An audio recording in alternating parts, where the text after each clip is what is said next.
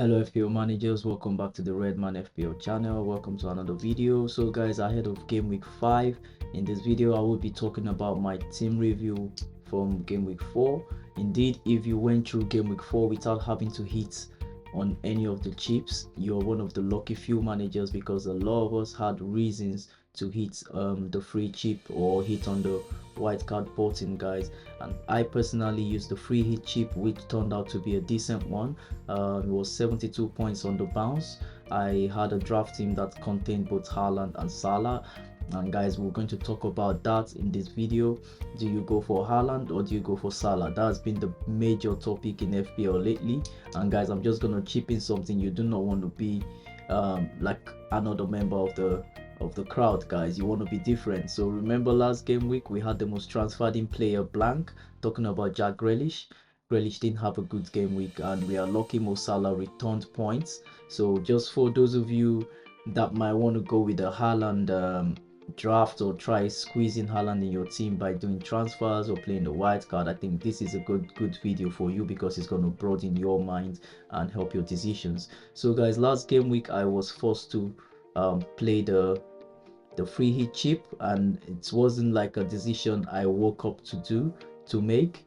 I had reasons to do that. So after the international break, guys, there was too much doubt about player points and stuff like that. And I'm sorry, not player points, player being injured, rotation risk as well. So guys, in my team I had Matheus Cunha, and Cunha was actually flagged to be injured with a hamstring injury, I think, for Man United, and as well as Ndiaye coming back from international duties with Senegal. He was an injury risk.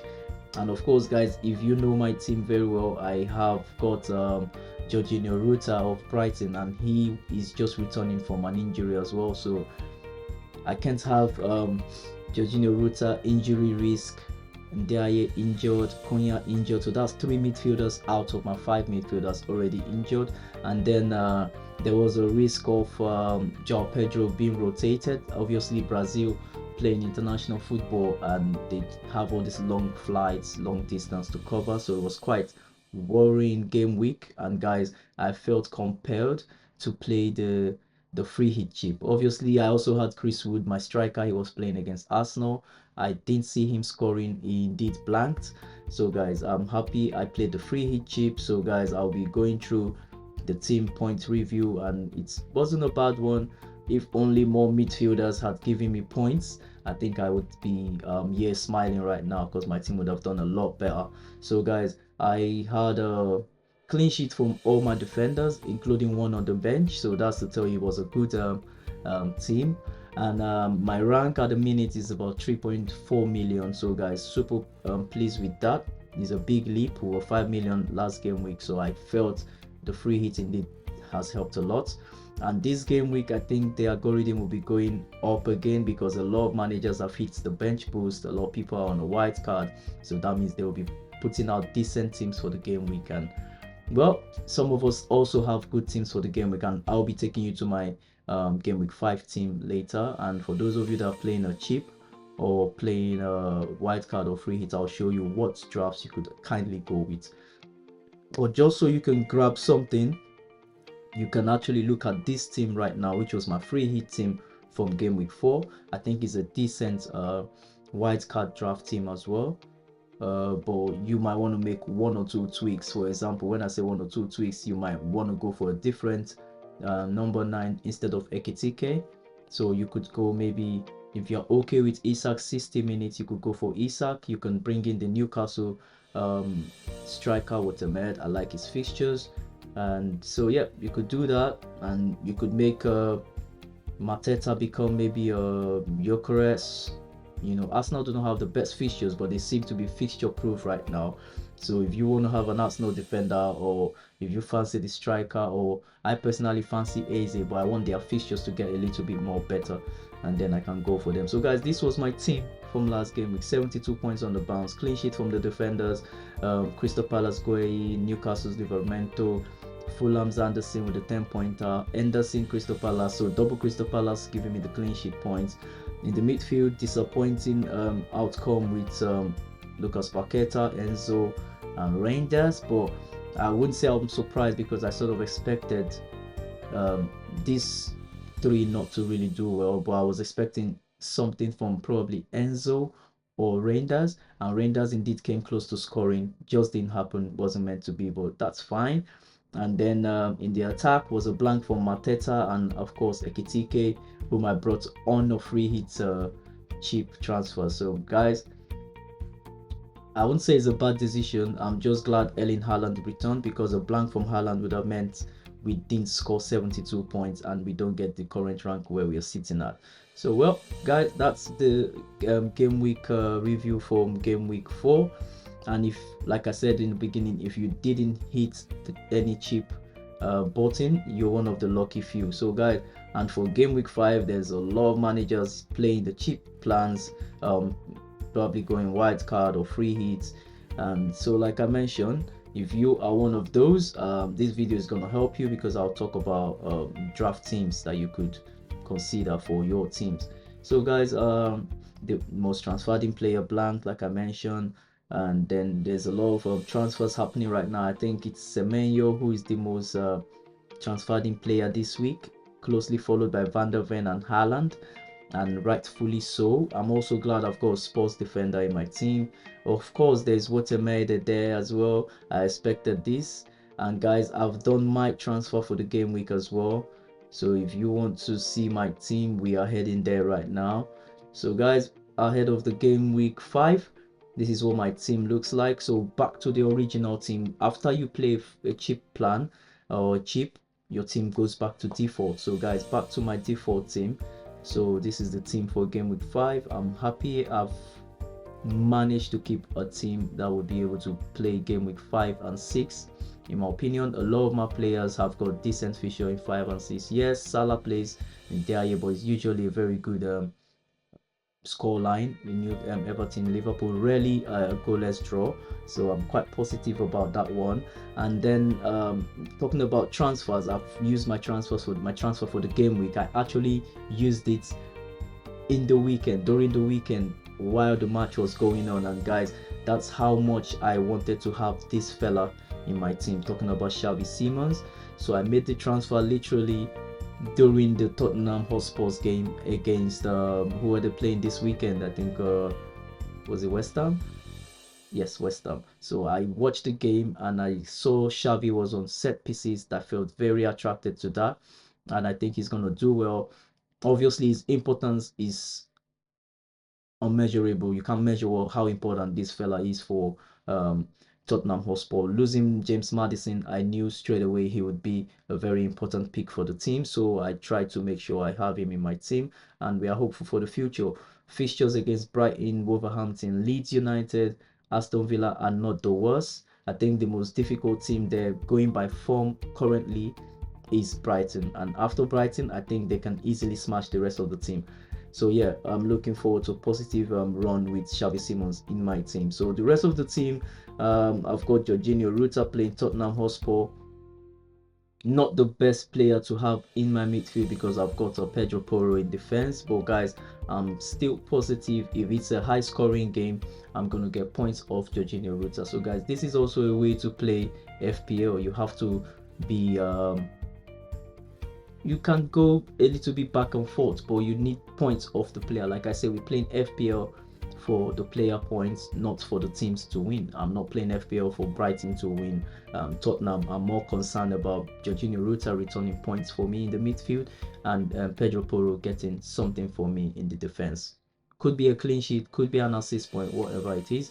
Yeah, so that's just an idea of what you're looking for in FPL. So guys, in the attack, I've gone with Chris Wood, Oli Watkins, Joe Pedro. I think neither of those two strikers, aside Joe Pedro, neither of those two, talking about Watkins and Chris Wood, have got goals this season. I think they are both struggling. But guys, I know at some point Villa would want to change their story. I mean, 4 game weeks, no goals, no win is something that they want to change. And I know if by chance anyone will be involved in the Villa goal, it should be Oli Watkins and will be Oli Watkins. So in my opinion, Oli Watkins, I think, is a good shout for game week captain.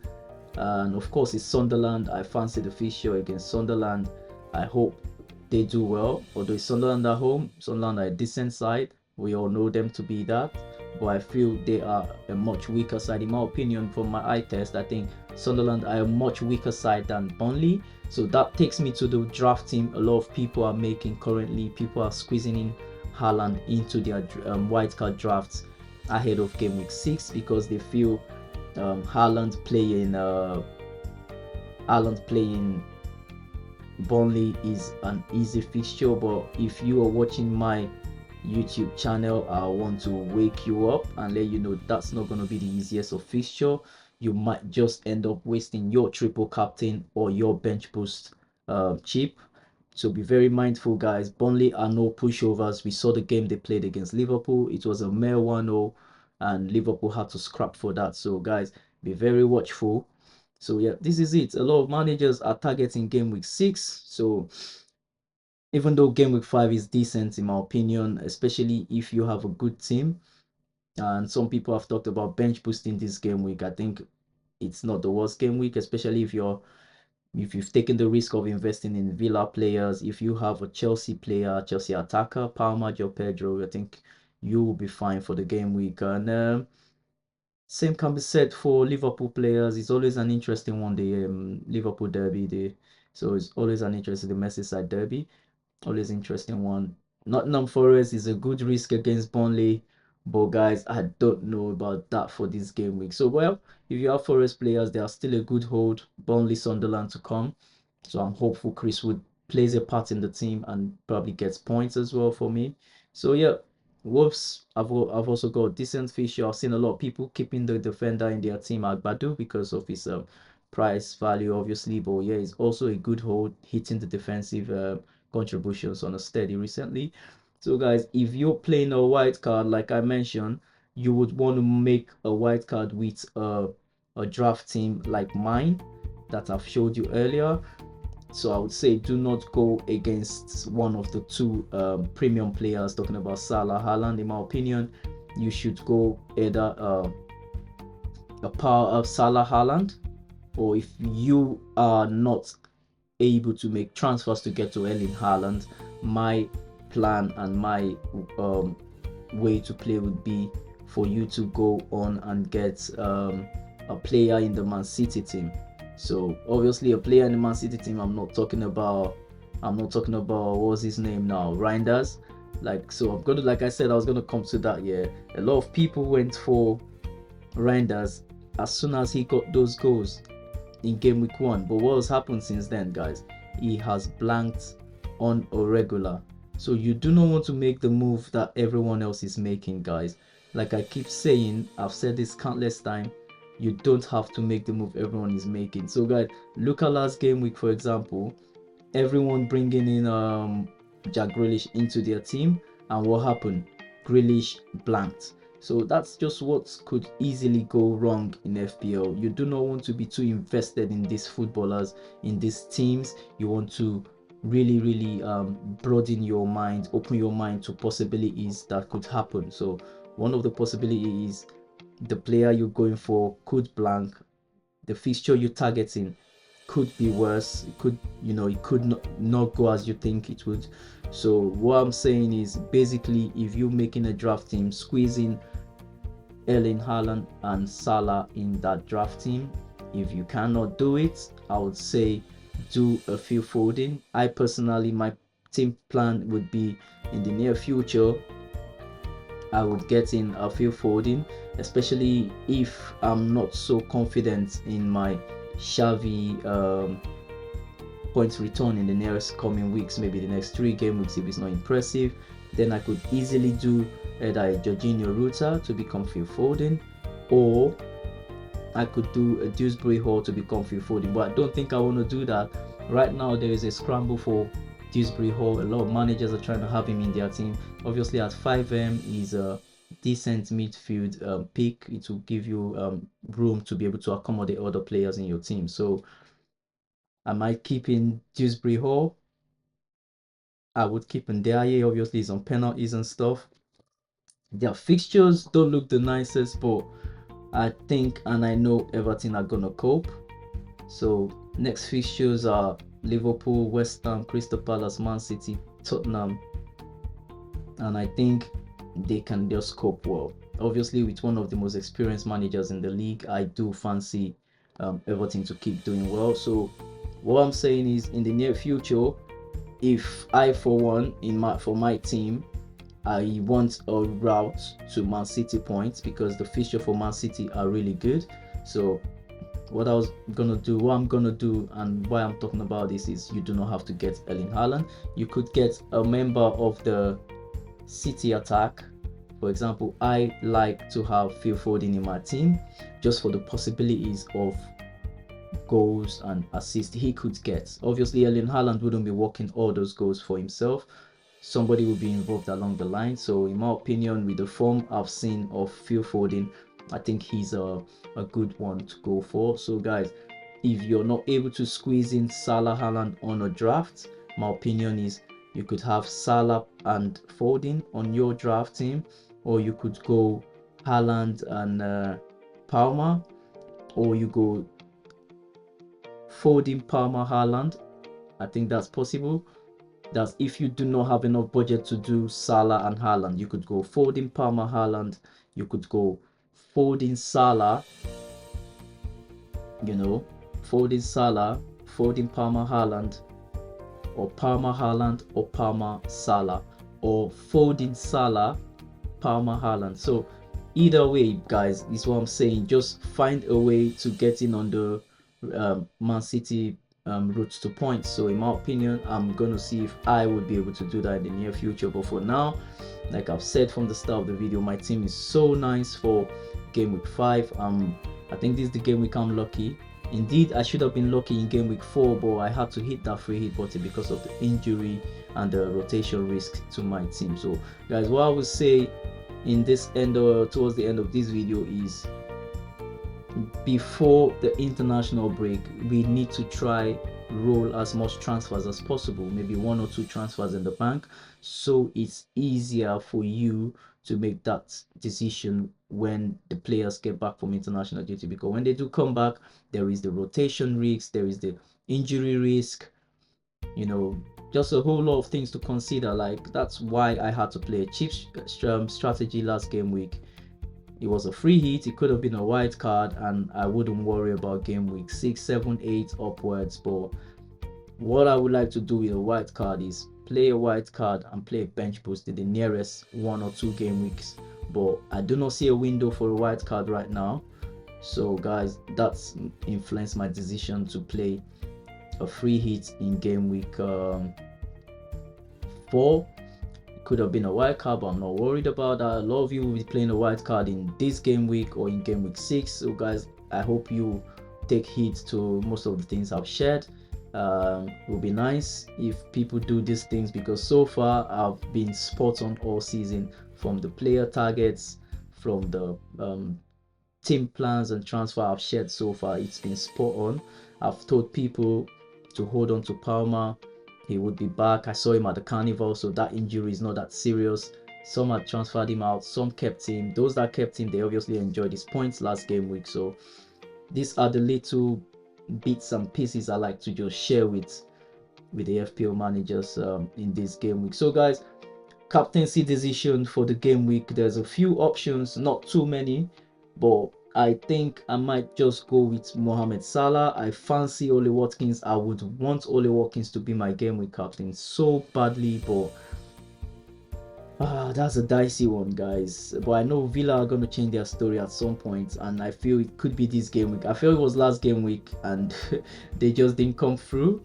They missed, so they flopped against Everton, and obviously Everton is one of the best defensive sides in the league. If you know from record, they know how to keep a clean sheet. So I wouldn't judge by that. Maybe Sunderland, they've got a bit more leverage, a bit more chance to, do damages and things like that. And then obviously another thing I might look to do is probably bench Ruben Dias and play someone else from the bench, because I do not see either Arsenal or Palace keeping a clean sheet, or Manchester City keeping a clean sheet. But if anyone has got a chance to keep a clean sheet, it's probably Arsenal. And if I'm keeping Ruben Diaz in this team, it's probably because I've got hope that he could probably pull up and get a goal, but I don't think that's possible. So who knows? This man here is my first substitute. He might just come in for Ruben Diaz or even Pedro Porro. Because right now, guys, Porro is surplus to requirements. He's no longer on set pieces, which actually made him attractive for FPL managers. So right now, it could be a easy substitution for Porro to um, Diouf, but then there's a track record for Tottenham Hotspur players keeping clean sheets in the last couple of game weeks, so I think he's got a reason to remain in my team. But yeah, Ruben Diaz might just be one person I get rid of ahead of the game against Arsenal. But of course, guys, if you see they kept a clean sheet against Manchester United, so you don't want to make the wrong choice. So guys, so far this season, Man City has kept 2 clean sheets, so who knows, maybe they're getting their rhythm back. But well, that's it being said for my team plan ahead of game week 5. So Diouf could come in. Palace is not the worst fixtures for West Ham United. Yes, I know they've not done well, but Diouf has done well for himself, getting an assist in game week 3, and of course in game week 2. So he passed the eye test. I personally feel proud that I scouted him and wanted him in my team. Same for Dewsbury Hall, and I'm so happy they both have returned points in the league and in the season so far. So anyway, guys, I will leave you all with this bit of knowledge ahead of the game week. So captaincy, sticking with Mo Salah. I think I will pull back Ruben Diaz in the starting 11, just because there is a track record to look at. I fancy Diouf probably could get an assist, but there is a track record to look at when it comes to Pedro Porro and Tottenham, when it comes to Ruben Diaz and Man City, so they could keep a clean sheet. Chances are there. So well, guys, that's it. My team is saved, is locked. Who knows, I might be compelled to do another video before the deadline, but for now, this is it. So guys, deadline Saturday 11 a.m. I will be doing a TikTok live stream, so if you're new around here, you want to subscribe to the channel, you want to hit the like button, you can click the link, join me on TikTok. I do live streams where we talk about the game week players to target, cheap plans and everything else that concerns FPL. So guys, see you all next time, and make sure you stay on the side of the green arrow for the game week. Take care.